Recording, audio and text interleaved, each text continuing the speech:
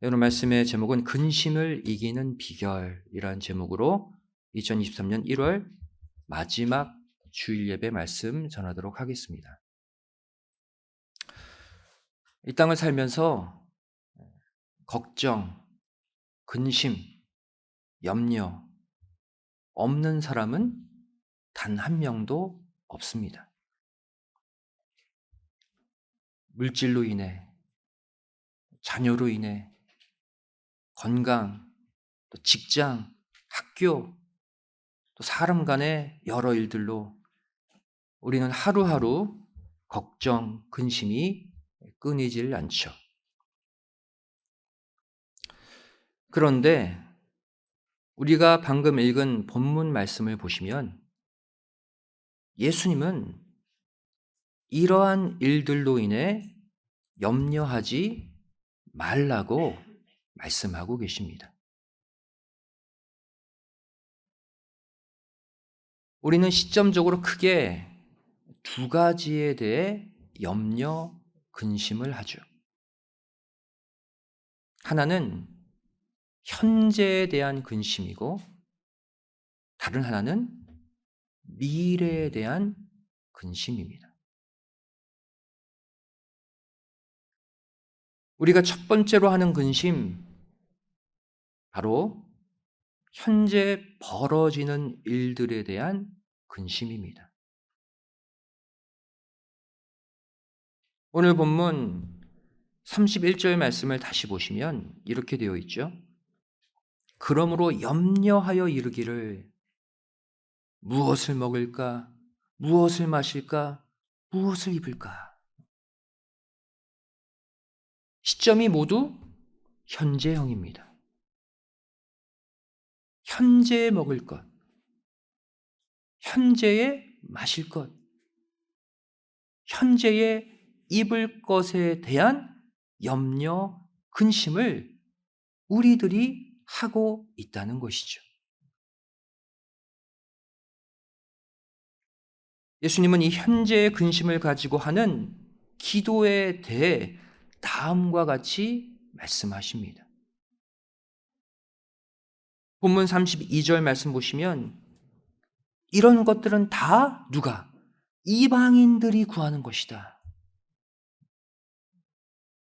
우리는 지금껏 먹는 것, 마실 것, 입을 것에 대해서 기도해 왔잖아요. 예수님은 이 기도를 가리켜 이방인들이 구하는 기도들이래.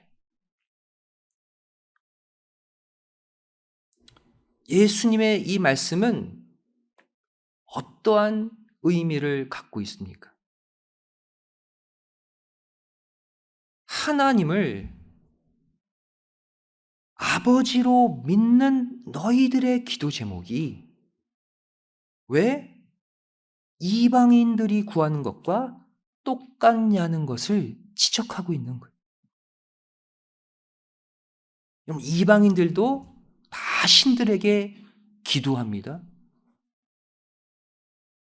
하나님을 믿는 우리의 기도와 그들의 기도가 똑같아서는 안 된다는 거예요.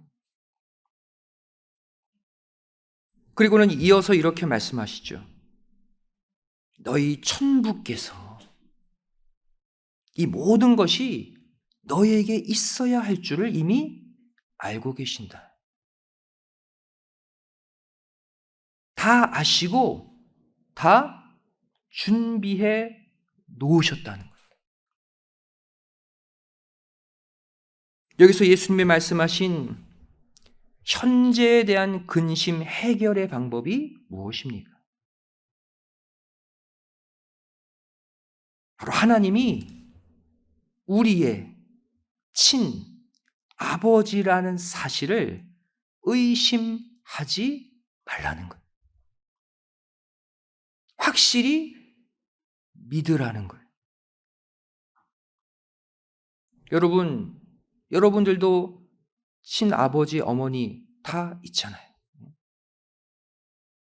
여러분의 친아버지, 여러분들의 친부모 얼마나 편하고 믿음이 갑니까? 내가 어려울 때, 속상할 때 가장 먼저 전화를 하고 만나서 하소연하는 거 우리 부모잖아요. 이 땅의 부모에게 갖는 그 편안함, 그 신뢰, 그 믿음을 하나님께도 동일하게 가지라는 거예요.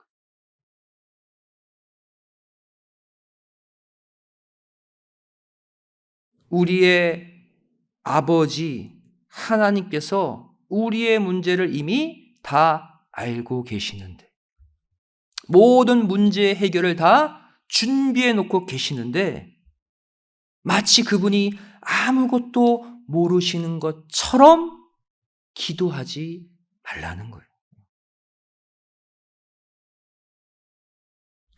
오늘날 성도들이 하는 기도의 가장 큰 문제점이 무엇입니까?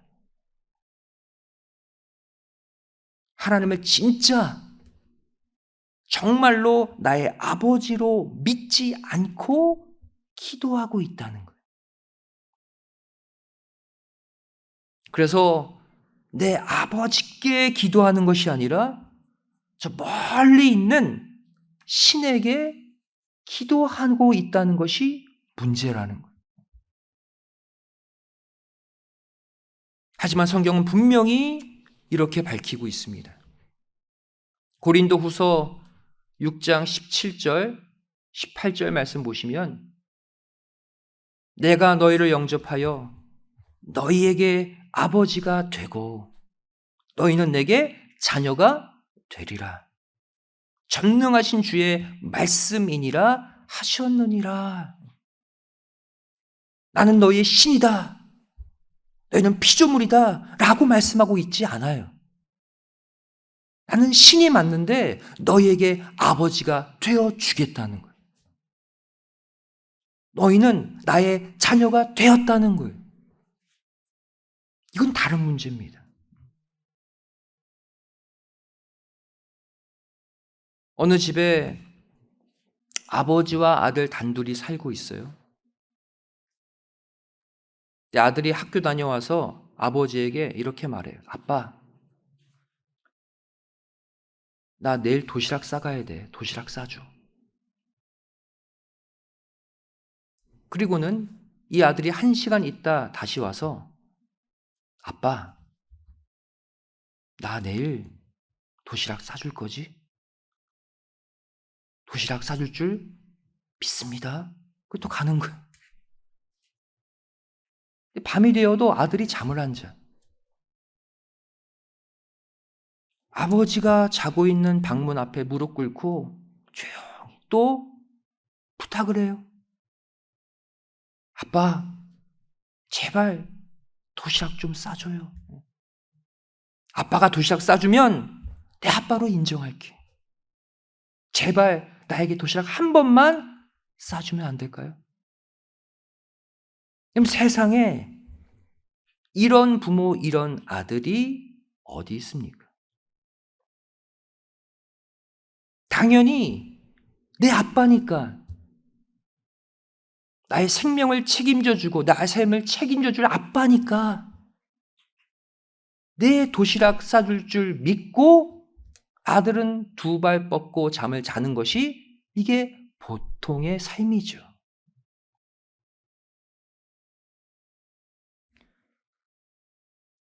세 살짜리 아기가 잘 먹고 잘 크다 보니 옷이 작아졌어요. 이 아이가 부모에게 와서, 아빠, 엄마, 나 옷이 작아졌어. 어떡하지? 옷을 사야 할 것 같은데요? 이렇게 걱정하고 이렇게 매달리는 아이가 어디 있습니까? 부모가 알아서 필요한 옷을 사다 줄 줄 알고 이 아이는 그냥 재밌게 노는 거예요. 여러분, 이것이 바로 오늘 본문 예수님이 말씀하시는 하나님과 나의 관계라는 거예요. 여러분, 지금 그만큼의 관계를 하나님과 갖고 있습니까? 그만큼의 친밀함이 있어야 한다고 예수님이 지금 말씀하시는 거예요.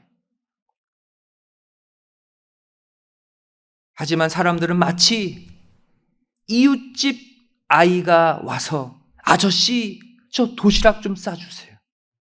아줌마, 저 옷 좀 사주세요.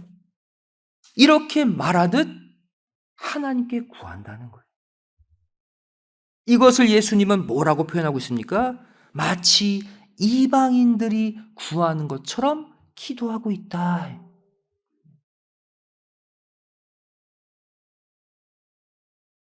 마태복음 6장 25절 말씀 보시면 예수님이 이렇게 덧붙여 말씀하시죠. 그러므로 내가 너에게 이르노니 목숨을 위하여 무엇을 먹을까? 무엇을 마실까? 몸을 위하여 무엇을 입을까? 염려하지 말라. 그리고 그 이유를 이렇게 밝히고 있습니다. 목숨이 음식보다 중하지 아니하냐. 몸이 의복보다 중하지 아니하냐. 이게 무슨 뜻일까요?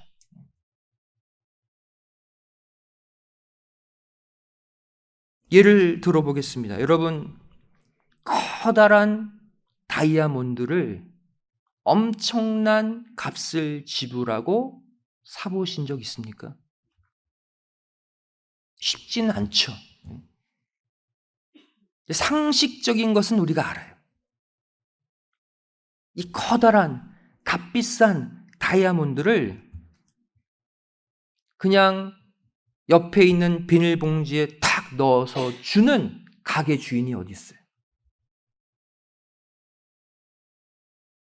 고가의 다이아몬드일수록 정말 모두가 소중히 여기는 가치 있는 보석일수록 그것에 걸맞는 고급 케이스가 공짜로 따라오지 않습니까?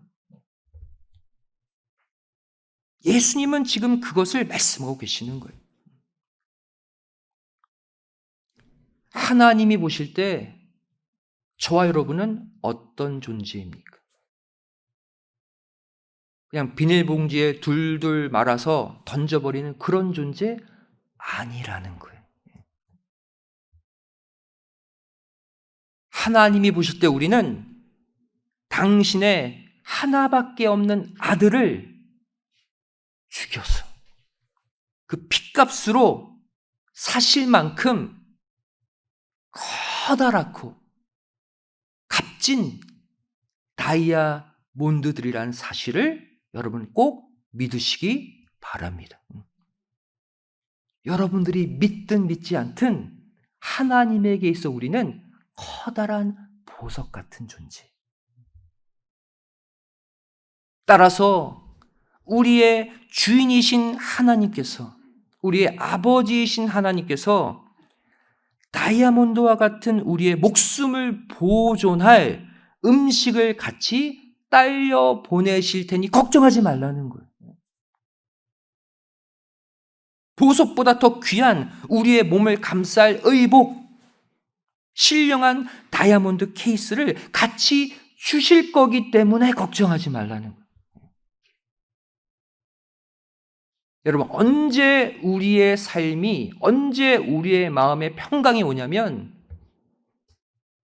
내가 나를 보는 관점이 아니라 하나님이 나를 보는 관점을 깨달을 때, 그때 나는 소중한 존재가 되는 거예요.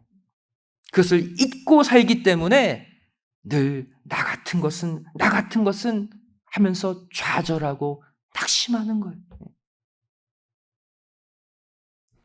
여러분, 중요한 것은 음식이 아니라 의복이 아니라 바로 예수님의 핏값으로 사신 우리의 목숨, 우리의 생명, 우리의 몸이라는 사실을 절대 잊지 마시기 바랍니다. 내가 어떠한 형편에 처하든 누가 나에게 뭐라고 하든지 간에 우리는 하나님 앞에 가장 값지고 빛난 보석 같은 존재다. 예수님은 오늘 본문을 통해 그 사실을 깨우쳐주고 계시는 거예요. 또한 마태복음 7장 9절에서 11절 말씀을 보시면 예수님이 또 이렇게 비유로 말씀하고 계시죠. 너희 중에 누가 아들이 떡을 달라 하면 돌을 주며 생선을 달라 하면 뱀을 줄 사람이 있겠느냐? 너희가 악한 자라도 좋은 것으로 자식에게 줄 알거든. 하물며 하늘에 계신 너희 아버지께서 구하는 자에게 좋은 것으로 주시지 않겠느냐? 여러분 자녀 있잖아요. 자녀가 꼭 필요한 음식 달라고 그러는데 누가 뱀을 줍니까? 누가 돌을 줍니까? 하나님이 볼 때 우리가 내 자녀 보는 것 이상으로 우리를 보고 계시다는 것을 우리가 알라는 거예요. 여기서 하늘에 계신 아버지는 구하는 자에게 좋은 것을 주신다 그랬죠. 이 좋은 것을 누가복음 11장은 다음과 같이 해석하고 있습니다. 누가복음 11장 11절부터 13절에 기록되어 있죠. 같은 구절인데 좋은 것을 해석해 놓고 있어요. 너희 중에 아비된 자 누가 아들이 생선을 달라 하면 생선 대신에 뱀을 주며 알을 달라 하면 전갈을 주겠느냐? 너희가 악할지라도 좋은 것을 자식에게 줄 알거든. 하물며 너희 천부께서 구하는 자에게 무엇을? 성령을 주시지 않겠느냐? 이 땅의 것을 구하지 말고 더 좋은 것을 구하래요. 그 더 좋은 것이 뭐라는 거예요? 성령이라는. 왜 성령이 이 땅에서 가장 귀한 것이 될까요? 우리가 받아야 되는 것이 될까요? 성령은 바로 아버지의 영이기 때문이에요. 천부의 영이기 때문이에요. 우리가 성령, 아버지의 영을 받으면 그 성령님이 우리의 걱정, 근심, 부족함을 다 해결해 주심을 믿으시기 바랍니다. 우리가 구할 더 좋은 것은 성령님이에요. 우리가 하고 있는 염려, 근심의 문제도 마찬가지입니다. 이 땅의 것으로 염려, 근심하지 말고 오직 뜻을 위한 염려, 뜻을 위한 근심만 하라고 말씀하고 있어요. 근심도 우리가 해야 할 근심이 있고 하지 말아야 될 근심이 있대요. 누가복음 12장 29절 말씀 보시면 너희는 무엇을 먹을까 무엇을 마실까 하여 구하지 말며 근심하지도 말라. 충격적이죠. 우리가 늘 구해왔던 건데 무엇을 먹을까 무엇을 마실까 우리 삶의 가장 피부로 와닿는 가장 큰 문제 아닙니까 솔직히? 근데 그거 구하지 말래요. 그 문제로 근심하지 말래요. 그리고 고린도후서 7장 10절 말씀 보시면 우리가 해야 할 근심이 따로 있다고 말씀하고 있어요. 하나님의 뜻대로 하는 근심은 후회할 것이 없는 구원에 이르게 하는 회개를 이루는 것이요. 세상 근심은 사망을 이루는 것이니라.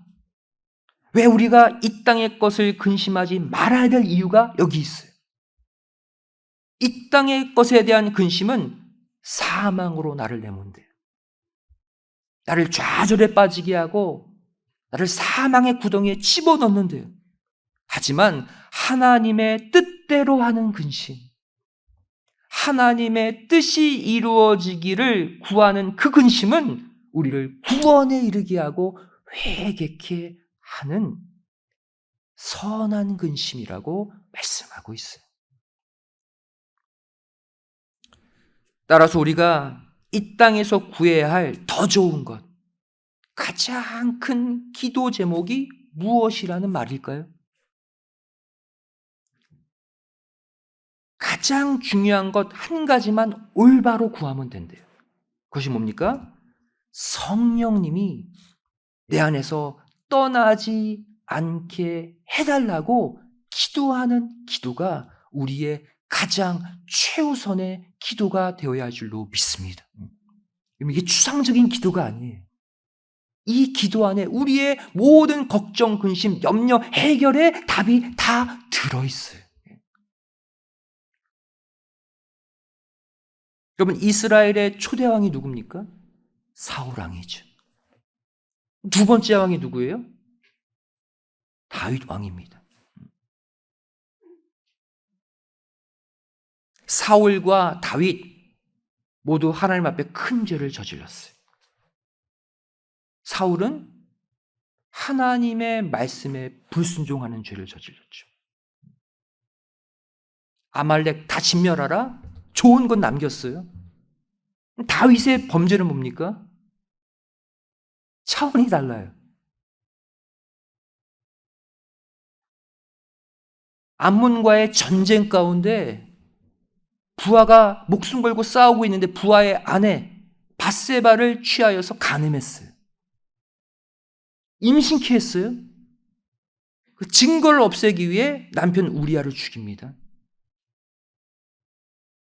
여러분, 이성적, 객관적으로 볼 때 누구의 죄가 더 커 보입니까?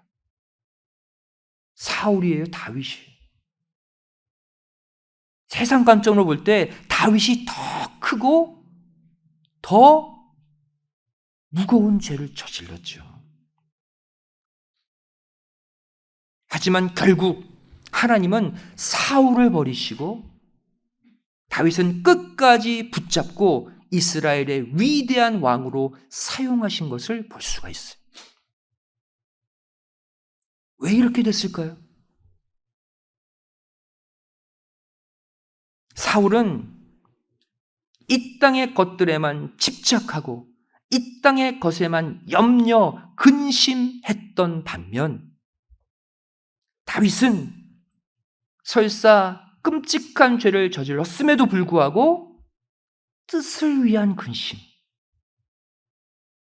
성령이 나에게서 떠나지 않기를 근심하며 기도했기 때문에. 문제는 죄의 크고 작음이 아니라 그 죄를 해결하는 해결의 방법에 있다는 거예요. 다윗이 충신 우리아의 아내 밧세바를 범한 죄를 지은 다음에 지었던 회개의 시 보시기 바랍니다. 시편 51편 11절 말씀 보시면 다윗이 무엇을 기도했어요? 나를 주 앞에서 쫓아내지 마시며 주의 성신을 내게서 거두지 마소서. 다윗은 주변 환경, 주변 사람과의 관계, 그것을 가지고 걱정하고 근심하지 않았어요. 신하들이 나를 보면 어떻게 생각할까? 저들에게 이 죄를 감춰주세요. 그렇게 구하지 않았어요. 오직 뜻을 위한 근심만 했습니다. 하나님과 자신과의 관계에만 집중했어요. 그리고 성령님이 떠나지 않기를 간절히 구했습니다. 반면 사울은 어떻습니까? 말씀에 살짝 불순종한 죄예요. 다 지켰는데 일부만 지키지 않았어요. 사무엘상 15장 24절 말씀 보시면 사울이 사무엘에게 이르되 내가 범죄하였나이다. 내가 여호와의 명령과 당신의 말씀을 어긴 것은 내가 백성을 두려워하여 그 말을 청종하였음이니이다. 근본적으로 사울은 하나님보다 백성들을 더 생각하고 더 염려했어요. 백성들이 나를 어떻게 바라볼까? 이것만 두려워하고 걱정하고 근심했어요. 죄 졌으면 하나님이 나를 어떻게 생각하실까? 한 번쯤 생각해야 되는데 사울은 하나님은 안중에 없었어요.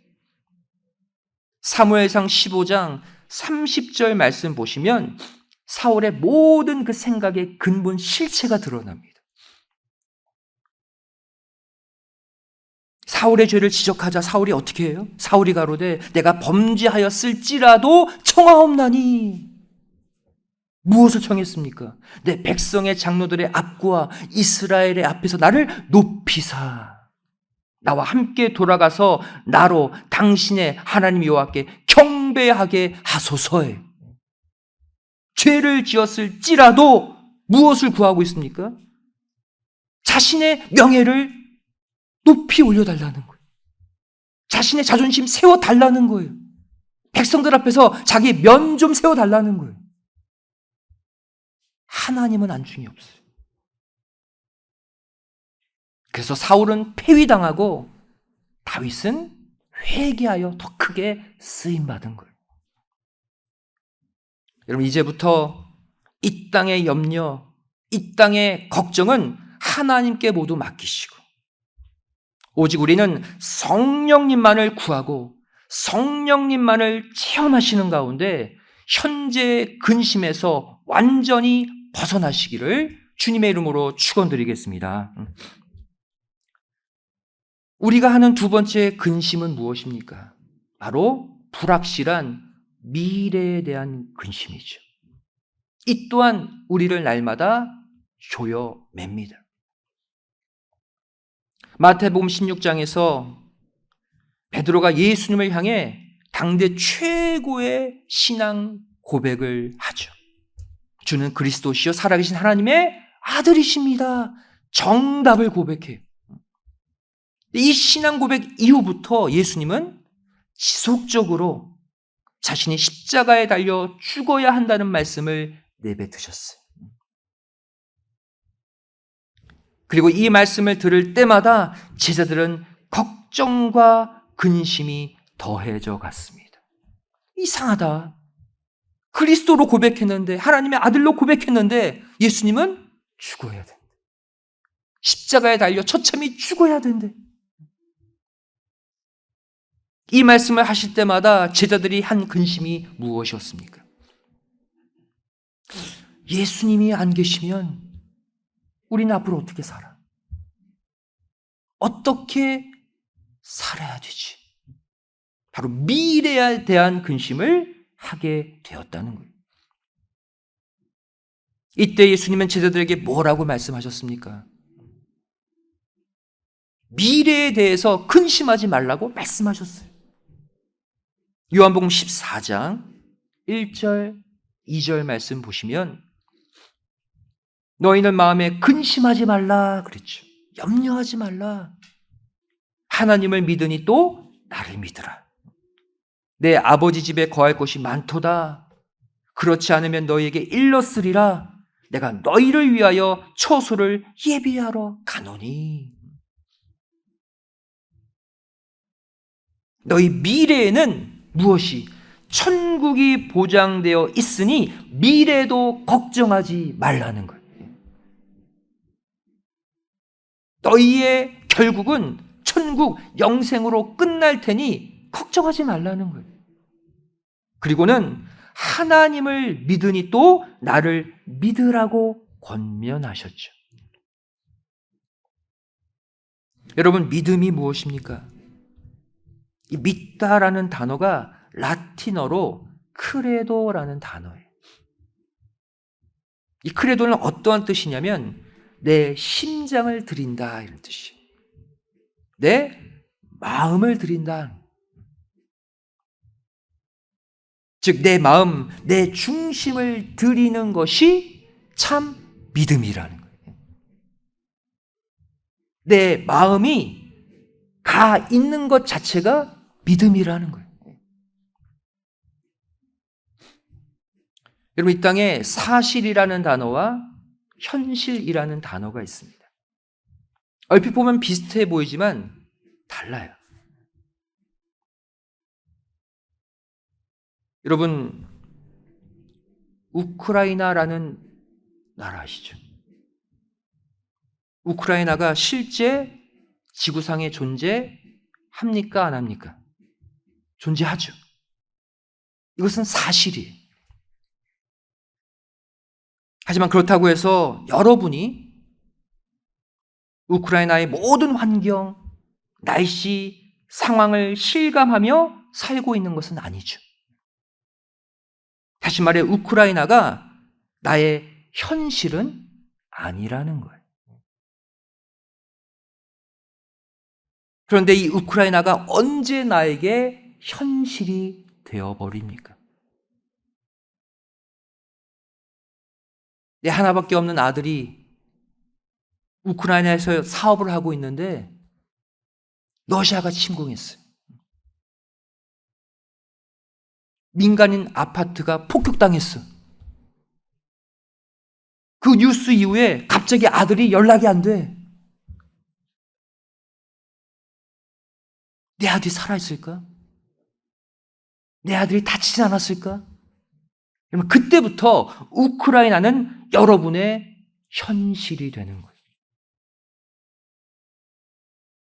우크라이나의 모든 현실이, 모든 상황들이 내 피부로 와 닿고 느껴지는 거예요.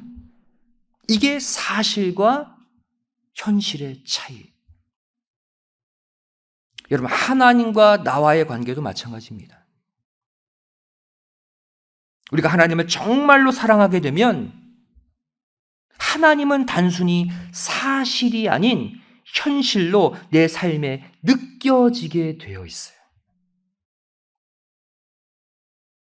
그분이 계신 천국도 느껴지고 하나님의 생각과 하나님의 마음까지 하나하나 느껴지게 되는 거예요. 어느 순간 내 마음이 진짜 하나님께로 가 있게 되는 거예요. 이것이 바로 라틴어 크레도 진정한 믿음이에요. 하나님이 내 삶의 현실이 되어주시는 거예요. 단순한 지식, 사실의 하나님이 아니라 내 삶의 현실 자체가 되시는 것. 근데 어떤 사람은 매일 내가 처한 보이는 상황만 느껴요. 내 물질의 문제, 가정의 문제, 주변의 열악한 상황만 뼈저리게 느껴져요. 그런데 하나님은, 예수님은 그만큼 안 느껴져. 하나님, 예수님이 계시는 것은 분명 사실인데 나에게 현실은 되어지지 않아. 보여지는 이 상황만 나의 현실이야. 그렇게 될 때 우리는 미래에 대한 걱정, 근심, 염려가 터져나오게 되는 거예요. 이런 우리에게 예수님은 분명히 말씀하십니다. 요한복음 14장 1절에 제발 하나님을 믿고 나를 좀 믿어라.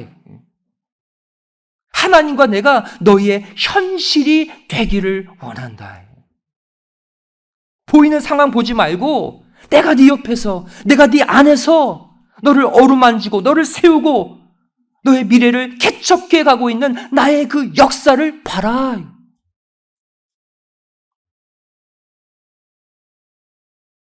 네가 나를 사랑하고 네가 나를 정말 믿고 느껴지면 네 속에 내가 주는 평강이 느껴질 거야.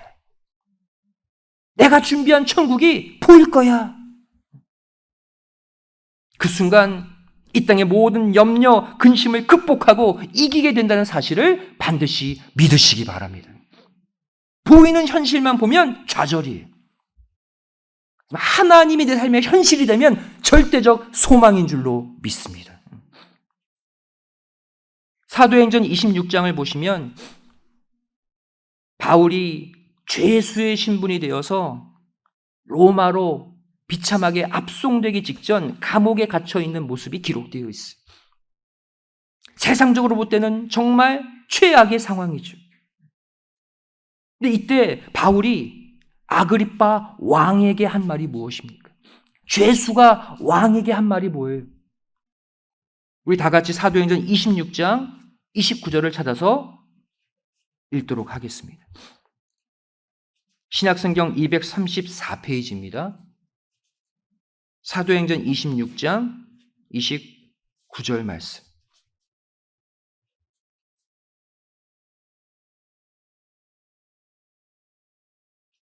저를 함께 읽겠습니다. 시작. 바울이 가로되 말이 적으나 많으나 당신뿐 아니라 오늘 내 말을 듣는 모든 사람도 다 이렇게 결박한 것 외에는 나와 같이 되기를 하나님께 원하노이다 하니라. 바울이 죄수가 왕에게 뭐라고 말하고 있어요? 당신도 나와 같이 되기를 원합니다. 죄수의 신분의 바울이 어떻게 왕에게 이런 말을 할 수 있었을까요? 바울의 보여지는 현실이 문제가 아닌 거예요. 바울에게는 미래의 천국이 사실을 뛰어넘어 이미 현실이 되어 버렸기 때문에 당당하게 이렇게 말할 수 있었던 거예요. 고린도후서 12장 2절을 보시면 바울은 셋째 하늘에 갔다 왔다라고 고백하고 있죠. 또 고린도후서 12장 4절을 보시면 그 셋째 하늘을 가리켜 낙원, 천국이라고 말하고 있어요. 바울은 이미 천국 세계를 체험한 자예요. 하나님이 현실화된 자예요. 성도 여러분, 아직까지 나를 답답하게 하고 어둡게 하고 근심케 하는 현재의 문제, 미래의 문제가 있으십니까? 이 모든 근심을 다 제쳐두고 오직 뜻을 위한 근심, 성령님이 언제나 나와 함께 하기를 간절히 구하시기를 부탁드리겠습니다. 그래서 천국에서 내 모든 근심, 염려 다 가져가시는 참 평강의 인생, 축복된 인생들이 다 되시기를 주님의 이름으로 축원드리겠습니다. 기도하시겠습니다. 사랑하신 아버지 하나님, 이 시간 1월 마지막 주일 우리에게 허락하여 주시고 주일 예배의 말씀을 통해 현재의 문제, 미래의 문제, 걱정, 염려, 근심하지 말라 말씀해 주심에 감사드립니다. 저희를 하나님이, 예수님이, 성령님이 천국 영생의 세계가 내 삶의 현실이 되고 그 현실 가운데 평강과 기쁨과 은혜를 되찾는 모두가 되게 하여 주시옵소서. 믿사오며 사랑 많으신 예수님의 이름으로 기도드리옵나이다. 아멘. 하나님께 영광 드립니다.